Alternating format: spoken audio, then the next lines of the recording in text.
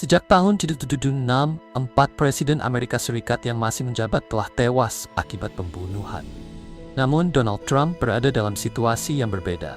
Di sekelilingnya berdiri operasi perlindungan tersembunyi bernilai 3 miliar dolar AS, melibatkan 1.300 agen, sebuah benteng bergerak sepanjang 18 kaki yang bobotnya setara tank kecil, serta pengamanan berstandar militer yang begitu ketat hingga seorang petugas pelindung pernah menahan tembakan yang ditujukan kepadanya.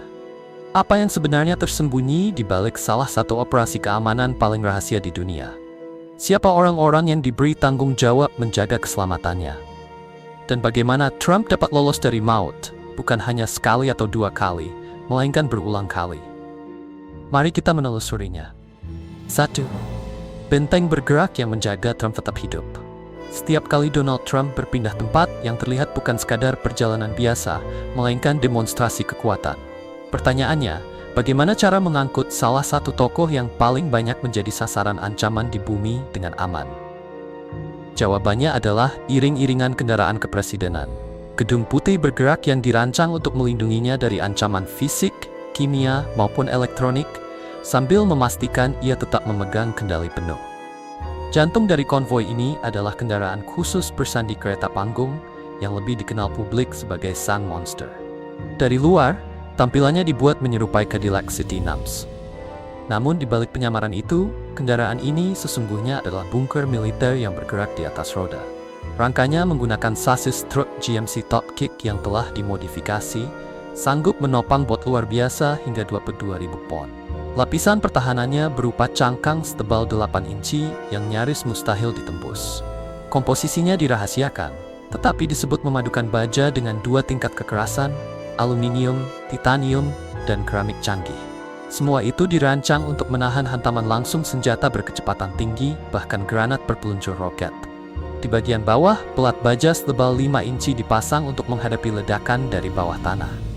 Kacanya pun bukan kaca kendaraan biasa. Setiap jendela tersusun dari material khusus berlapis tebal 5 inci, cukup kuat untuk menghentikan peluru Magnum kaliber 0,44. Demi menjaga ruang dalam benar-benar terisolasi, hanya jendela pengemudi yang dapat dibuka, itu pun hanya sedikit. Namun, bagaimana bila serangan tidak datang dalam bentuk peluru atau ledakan? Bagaimana bila udara di sekitar kendaraan justru dijadikan senjata? Sang monster dirancang sebagai kapsul penyelamat yang tertutup rapat. Kendaraan ini dilengkapi sistem penyaringan udara mandiri dan persediaan oksigen di dalam kabin, sehingga dapat bertahan ketika menghadapi serangan biologis atau kimia.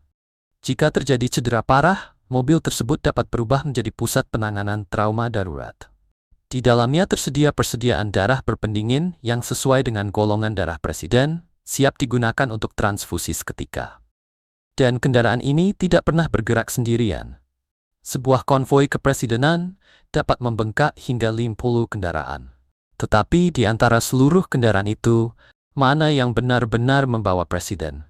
Untuk mengacaukan perhitungan penyerang, 2 limusin yang tampak persis sama, bahkan menggunakan plat nomor yang serupa, dapat melaju berdampingan dan bertukar posisi dengan cepat di jalan raya.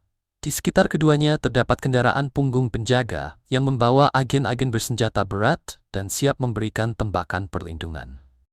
Ada pula menara pengawas, stasiun pengacau sinyal bergerak yang secara aktif memutus hubungan telepon seluler dan kendali pesawat tanpa awak. Terakhir, terdapat pelari jalan, bunker komunikasi bergerak yang menjamin bahwa sekalipun seluruh jaringan Amerika Serikat lumpuh, Trump masih dapat memberikan perintah peluncuran nuklir dari kursi belakang. 2 tim elit dengan standar yang hampir mustahil dicapai. Keselamatan fisik Trump tidak hanya bergantung pada kendaraan lapis baja. Di sekelilingnya terdapat pasukan pelindung modern yang menyerupai pengawal istana zaman dahulu, tim serangan balasan dan tim penembak jitu balasan. Agen pengamanan biasa dilatih untuk menutupi tubuh presiden dan membawanya keluar dari zona bahaya. Namun tim serangan balasan memiliki tugas berbeda. Mereka tidak berfokus pada pelarian, melainkan pada penghentian serangan. Sasaran mereka hanya satu: mengalihkan, menekan, lalu melumpuhkan pihak yang menyerang. Standar untuk bergabung dengan tim ini nyaris tidak manusiawi. Setelah melewati pelatihan awal yang ketat, calon anggota masih harus menuntaskan program khusus selama 7 minggu yang sangat menguras kemampuan. Mereka dituntut memperlihatkan daya tahan luar biasa, termasuk berlari sejauh 1,5 mil dalam waktu kurang dari 9 menit sambil mengenakan rompi berbobot 45 pon. Dalam operasi, mereka tampil mengenakan perlengkapan taktis hitam dan membawa senapan serbu SR-11. Mereka berada di kendaraan mata elang, hanya beberapa jarak kendaraan dari sang monster, sehingga dapat turun dan bertindak dalam hitungan detik. Tetapi, bagaimana ancaman dihentikan sebelum sempat mendekat? Disinilah tim penembak jitu balasan mengambil peran.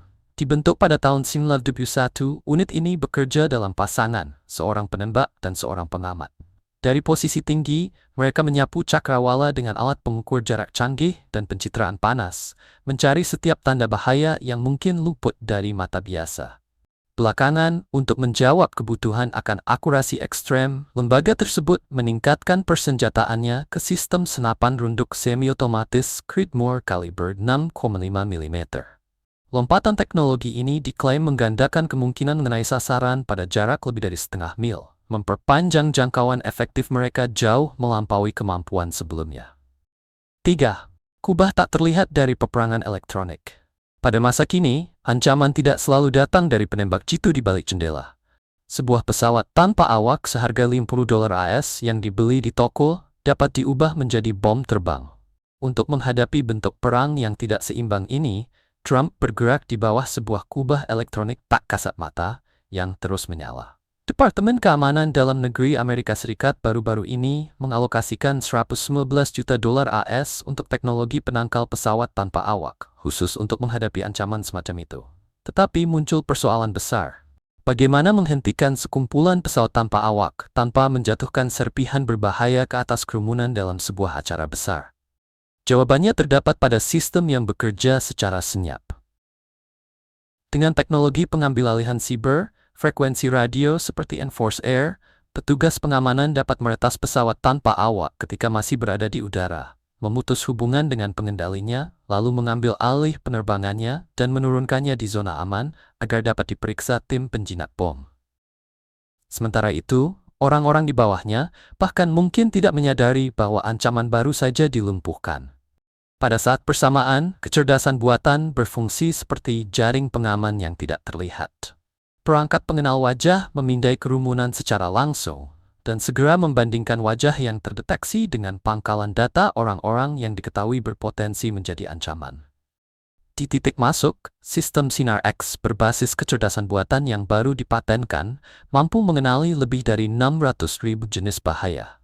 Mulai dari senjata api tersembunyi hingga asam sulfat, termasuk benda yang dapat terlewat oleh pengawasan manusia. Di atas seluruh lapisan itu, Badan Penerbangan Amerika Serikat memberlakukan zona larangan terbang sementara yang sangat ketat. Pelanggaran dapat dicegat oleh pesawat tempur militer dan, menurut laporan, sistem peluru kendali darat ke udara yang ditempatkan di sekitar Gedung Putih. 4. Pengawal pribadi Trump. Selain para agen Dinas Pengamanan Presiden Amerika Serikat yang memang ditugaskan melindunginya, Trump juga memilih seorang pengawal pribadi baru dengan keterampilan kuat dan riwayat profesional yang menonjol. Sosok ini bukan sekadar pria dengan pakaian resmi yang berdiri di dekat tokoh penting. Ia merupakan mantan agen Dinas Pengamanan, membawa pengalaman bertahun-tahun, serta pelatihan tingkat lanjut, termasuk seni bela diri, pertahanan diri, dan teknik khusus untuk menghadapi ancaman. Tanggung jawab utamanya adalah selalu berada dalam jangkauan dekat, membaca potensi bahaya sebelum berkembang, dan menjadi perisai pertama ketika risiko muncul. Sekilas, pekerjaan pengawal tampak sederhana, melindungi Trump dengan segala cara. Kenyataannya, tugas tersebut jauh lebih kompleks. Kekuatan terpentingnya terletak pada kemampuan mengenali bahaya sebelum kejadian berlangsung dan bereaksi seketika ketika tekanan mencapai puncaknya. Berbeda dari tim dinas pengamanan yang mengawasi kawasan lebih luas, pengawal pribadi ini bekerja pada jarak sangat dekat. Ia memusatkan perhatian pada lingkaran perlindungan terdekat, tempat sepersekian detik dapat menentukan keselamatan seseorang. Latihannya dalam seni bela diri, terutama Krav Maga dan Jiu-Jitsu berhasil, memainkan peranan penting. Kemampuan tersebut membuatnya mampu melumpuhkan ancaman dari jarak dekat tanpa harus menggunakan senjata api. Hal ini sangat penting di lokasi padat pengunjung, sebab tembakan dapat membahayakan orang-orang yang tidak terlibat. Alih-alih memperbesar risiko, ia mengandalkan teknik yang dapat mengendalikan penyerang secara cepat dan terukur, sambil menjaga Trump tetap terlindungi. Walaupun kemampuan fisiknya mengesankan, unsur yang benar-benar menentukan dalam pekerjaannya adalah kewaspadaan tanpa jeda. Ia tidak hanya menunggu sesuatu terjadi untuk bereaksi. Setiap saat, ia mengamati lingkungan, membaca perilaku, dan mencari sesuatu yang terasa tidak biasa. Setiap kali Trump muncul di ruang publik, baik dalam pertemuan besar, rapat maupun perjalanan yang terlihat santai, tim pengamanan langsung memasuki pola kesiagaan aktif. Mereka memeriksa keadaan sekitar, menyiapkan jalur keluar, dan mengawasi dengan cermat siapapun yang berada di dekatnya. Untuk sebuah acara terbuka, tugas pengawal dimulai jauh sebelum Trump tiba. Beberapa hari sebelumnya, ia bekerja sama dengan pejabat setempat, tim keamanan acara, dan agen dinas pengamanan untuk mengunci setiap celah di lokasi. Mereka menelaah rancangan gedung, jalur masuk dan keluar, serta titik yang berpotensi menjadi kelemahan. Ia juga berkoordinasi dengan penyelenggara acara untuk membentuk zona aman dan mengatur arus kerumunan, sehingga jalur pergerakan Trump selalu terbuka sekaligus terlindungi. Bagi seorang pengawal, tidak ada detail yang terlalu kecil. Ia harus memahami setiap pintu menuju kemana, siapa yang diperbolehkan memasuki ruang terbatas, serta area mana yang dapat membuka peluang bagi pengamatan atau akses tanpa izin. Mengendalikan kerumunan juga menjadi bagian utama dari pekerjaannya. Di tempat umum, ia memastikan tetap terdapat jarak aman antara Trump dan orang-orang di sekitarnya. Ia mengarahkan aliran pengunjung secara halus agar tidak ada yang terlalu mendekat. Ruang perlindungan ini mungkin tidak tampak jelas bagi publik, tetapi menjadi inti dari metodenya. Melalui jarak tersebut, ia dapat mengamati orang-orang terdekat dengan lebih saksama, memperhatikan siapapun yang mungkin menimbulkan bahaya atau mencoba melewati garis keamanan. Semua dilakukan dengan tujuan menurunkan risiko secara tenang dan terkendali, tanpa menimbulkan kepanikan atau menarik perhatian berlebihan. Pekerjaan pengawal tidak berhenti setelah acara publik selesai.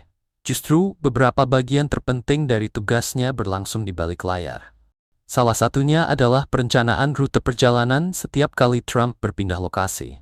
Ketika perjalanan dijadwalkan, tim pengawal bekerja bersama para pengemudi untuk merancang jalur yang aman sekaligus menyiapkan pilihan cadangan. Mereka mengenali titik yang rentan macet dan menghindari area yang dinilai membawa risiko lebih besar. Dalam keadaan mendesak, rute alternatif semacam ini dapat menjadi penentu, memungkinkan Trump dipindahkan dengan cepat dan aman. Tingkat perencanaan ini menjaga setiap perjalanan tetap terlindungi sekaligus efisien, apapun situasinya. Di lingkungan pribadi, standar kewaspadaannya tidak berkurang. Ketika Trump berada di salah satu kediamannya, pengawal mengawasi titik akses, memantau sistem keamanan, serta mengendalikan secara ketat siapa yang boleh masuk. Seluruh staf, termasuk pekerja dapur dan petugas kebersihan, diperiksa dengan teliti untuk memastikan tidak membawa ancaman. Di lokasi tersebut, ia juga ikut menjaga informasi sensitif. Rincian mengenai jadwal Trump, rencana perjalanan, dan hal rahasia lainnya dijaga ketat karena dapat disalahgunakan. Setiap upaya mengakses informasi itu tanpa wewenang akan ditangani dengan cepat, menegaskan bahwa privasi merupakan bagian utama dari perlindungan. Meskipun telah memiliki pelatihan tingkat tinggi, pengawal tetap harus berada dalam kondisi fisik terbaik. Karena itulah ia menjalani rutinitas kebugaran yang disiplin. Pengalamannya juga mencakup kesiapan menghadapi keadaan darurat di luar ancaman serangan biasa. Ia dilatih untuk merespons kebakaran, krisis kesehatan, dan kejadian mendadak lain yang tidak diperkirakan. Apabila evakuasi diperlukan, ia mengetahui cara paling aman untuk menjauhkan Trump serta orang-orang lain dari sumber bahaya. Dalam kondisi medis, ia siap berkoordinasi dengan dokter dan tim darurat agar Trump segera memperoleh pertolongan. Pendekatan perlindungannya bersifat menyeluruh, mencakup berbagai kemungkinan, mulai dari ancaman keamanan hingga peristiwa alam. Kemampuan beradaptasi menjadi kualitas lain yang mutlak dibutuhkan. Pengawal baru Trump dapat mengubah cara kerjanya sesuai dengan lingkungan. Pertemuan besar, acara terbuka, dan rapat pribadi menghadirkan risiko yang berbeda, sehingga setiap situasi menuntut strategi tersendiri. Di rapat umum berskala besar, perhatiannya mungkin tertuju pada pengamanan pintu masuk dan pemindaian kerumunan. Dalam pertemuan kecil, ia dapat lebih menaruh perhatian pada individu-individu tertentu, membaca perilaku mereka sambil tetap terlihat tidak mencolok, namun selalu siaga. Perannya mungkin tidak selalu terlihat, tetapi dampaknya tampak pada kondisi aman yang ia ciptakan, sehingga Trump dapat menjalankan kegiatannya tanpa gangguan. 5. Apa yang sebenarnya terjadi di atap Butler? Mari kembali ke tanggal 13 Juli 2024 di Butler, Pennsylvania. Ribuan pendukung berkumpul di ruang terbuka. Hanya sekitar 150 yard dari lokasi panggung, seorang pemuda berusia 20 tahun bernama Thomas Matthew Crooks telah menaiki bangunan American Glass Research. Ia melepaskan 8 tembakan. Satu peluru menyerempet telinga Donald Trump. Peluru lain secara tragis menewaskan Cory Comparator, seorang ayah yang melindungi keluarganya. 2 orang lainnya mengalami luka kritis. Bagaimana mungkin seorang pria berusia 20 tahun tanpa pelatihan militer dapat berada sedekat itu dengan jarak serang terhadap mantan presiden? Jawabannya adalah rangkaian kegagalan yang membawa akibat sangat besar. Saksi telah melihat Crooks membawa alat pengukur jarak 1 jam sebelumnya. Seorang petugas kepolisian setempat bahkan sempat berhadapan langsung dengannya di atas atap sebelum menjatuhkan diri ke tanah untuk menyelamatkan diri. Namun, karena polisi setempat dan dinas pengamanan beroperasi menggunakan frekuensi radio yang sepenuhnya berbeda, peringatan itu tidak pernah sampai kepada para agen di sekitar panggung. 10 menit sebelum Trump tampil, dinas pengamanan telah menaikkan status Crooks menjadi ancaman aktif. Jika demikian, mengapa Trump tetap diizinkan naik ke podium? Pertanyaan itulah yang masih ditelusuri Kongres. Pada akhirnya, keselamatan Trump ditentukan oleh tindakan luar biasa seorang anggota tim penembak jitu balasan. Setelah memperoleh pandangan jelas ke arah sasaran dari atap sebuah lumbung, penembak itu melepaskan 1 tembakan dan melumpuhkan Crooks dalam hitungan detik. Peristiwa tersebut disebut sebagai penindakan mematikan pertama oleh penembak jitu dalam sejarah dinas pengamanan. Namun, keselamatan Trump juga ditentukan oleh kebetulan yang nyaris mustahil. Gerakan kecil kepalanya pada milidetik tepat ketika peluru melintas. Dampaknya sangat besar.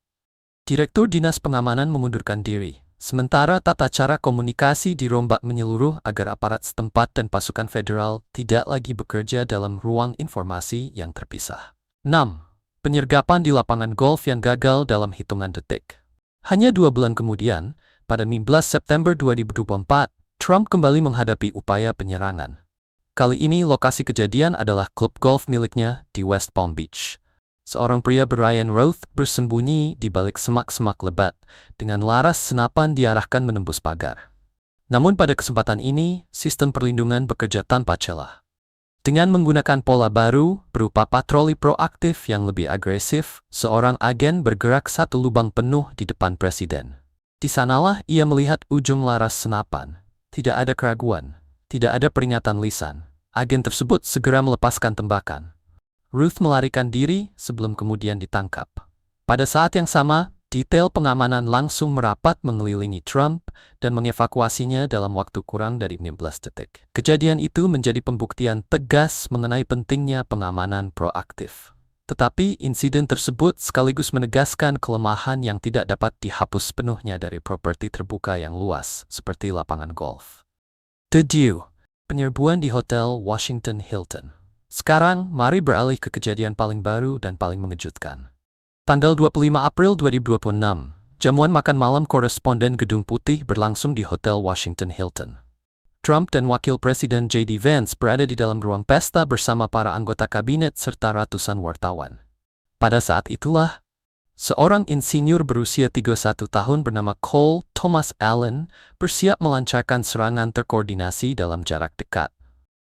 Allen disebut telah merencanakannya selama berminggu-minggu. Ia menempuh perjalanan dengan kereta dari California, memesan kamar di Hilton pada 6 April agar memperoleh akses dari dalam, lalu melakukan peninjauan langsung terhadap lorong-lorong hotel 1 hari sebelum kejadian. Ia membawa senapan gentel pompa kaliber 12, pistol semi-otomatis kaliber 0,38, serta beberapa pisau tempur. Hanya beberapa menit sebelum serangan, ia mengirimkan sebuah manifesto kepada keluarganya dan menyebut dirinya pembunuh federal yang bersahabat. Saudara laki-lakinya segera menghubungi polisi, tetapi ancaman telah bergerak terlalu jauh. Pada pukul 20.36, ketika petugas sedang membongkar salah satu dari 2 alat pendeteksi logam, Allen berlari kencang dari lorong samping dan menerobos langsung melewati pemeriksaan keamanan. Dalam waktu 2 detik, ia mengangkat senapan gentelnya dan menembak seorang agen dinas pengamanan dari jarak sangat dekat. Agen tersebut menerima hantaman langsung di dada. Ia bertahan hidup hanya karena mengenakan rompi balistik Kevlar. Bahkan di dalam jamuan resmi dengan busana malam, para agen tetap menyembunyikan pelindung tubuh di balik pakaian mereka. Agen itu segera menarik senjatanya dan membalas tembakan sebanyak 4 hingga 5 kali. Allen memang tidak terkena peluru, tetapi rentetan balasan tersebut menghentikan pergerakannya. Ia tersandung kotak pengangkut alat pendeteksi logam, lalu diterjang dan diamankan oleh para agen yang berdatangan, sebelum sempat mencapai ruang pesta utama yang berjarak sekitar 355 kaki. Di dalam ruang pesta, sistem penyelamatan langsung bergerak dalam sekejap. Podium dan meja utama tempat Trump serta Vance duduk telah diperkuat dengan pelat lapis baja berstandar militer yang disembunyikan di bawah kain meja. Dalam waktu 10 detik sejak suara tembakan terdengar ke dalam ruangan, agen-agen bersenapan taktis memenuhi panggung dan membentuk garis tembak yang sangat kuat. Panel kaca anti-peluru transparan yang biasanya hanya digunakan untuk kegiatan luar ruangan, untuk pertama kalinya dipasang dalam acara di dalam gedung tersebut. Allen didakwa atas 3 tuduhan federal, termasuk percobaan pembunuhan terhadap presiden. Ia menghadapi kemungkinan hukuman penjara seumur hidup. Lepat, logistik dan biaya dari misi yang tidak boleh gagal menjalankan sistem perlindungan modern yang aktif sepanjang waktu dan ditopang teknologi maju memerlukan skala logistik yang luar biasa besar. Biayanya pun sangat tinggi. Keadaan khusus dalam melindungi Donald Trump menciptakan tantangan logistik dan ekonomi yang belum pernah terjadi sebelumnya. Karena operasi ini kerap menuntut penempatan jangka panjang infrastruktur keamanan berskala besar di properti pribadi yang juga menghasilkan pendapatan. Dinas Pengamanan Presiden Amerika Serikat bekerja di bawah misi yang tegas dan tidak dapat ditawar. Melindungi Presiden Amerika Serikat adalah tugas yang tidak boleh gagal, melampaui segala pertimbangan keuangan, logistik, maupun politik. Untuk membangun lapisan pengamanan bertingkat di lokasi seperti Mar-a-Lago di Palm Beach, Florida, atau Klub Golf Nasional Trump di Bedminster, New Jersey, lembaga tersebut harus mengerahkan ratusan agen, mendirikan fasilitas informasi terbatas yang permanen, dan mempertahankan kehadiran taktis yang kuat tanpa henti di lokasi. Dokumen yang diperoleh melalui Undang-Undang Kebebasan Informasi dan Penyelidikan Pengawasan Kongres kemudian mengungkap bahwa Dinas Pengamanan membelanjakan jutaan dolar uang pajak secara langsung di properti milik Trump. Agar selalu berada dekat dengan individu yang dilindungi, lembaga itu kerap secara praktis harus menyewa penginapan langsung dari organisasi Trump. Sebagai contoh, pembentukan perimeter keamanan di Bedminster mengharuskan dinas tersebut menyewa sebuah rumah kecil dengan biaya $12.000 AS per bulan. Di Washington, District of Columbia, kamar-kamar di Hotel International Trump pernah ditagihkan kepada lembaga itu dengan tarif hingga $185 AS per malam, sekitar 5 kali lebih tinggi daripada standar tunjangan harian pemerintah. Catatan pengeluaran juga menunjukkan bahwa dari Januari hingga April 2021 saja, lembaga tersebut menghabiskan lebih dari $40.000 AS untuk kamar hotel di Mar-a-Lago. Bahkan setelah masa kepresidenan berakhir, tagihan tetap berlangsung pada tarif $36,15 AS per malam. Pengeluaran sebesar itu memicu sorotan politik yang tajam, penyelidikan dari kelompok pengawas seperti SRU, serta perdebatan panas mengenai etika seorang presiden yang memperoleh keuntungan dari perlindungan dirinya sendiri. Namun, bagi Dinas Pengamanan, kenyataan operasional tidak berubah. Entah orang yang dilindungi sedang berbicara di tempat umum, menghadiri rapat umum kampanye, atau tinggal di sebuah klub golf pribadi, lembaga tersebut secara hukum wajib mengerahkan seluruh sumber daya fisik, elektronik, dan manusia yang tersedia. Sebab, harga sebuah kegagalan bersifat mutlak dan dapat menghancurkan kesinambungan pemerintahan. Karena itulah, sistem keamanan tersebut terus bekerja tanpa batas dalam usahanya menjaga sasaran perlindungan tetap hidup.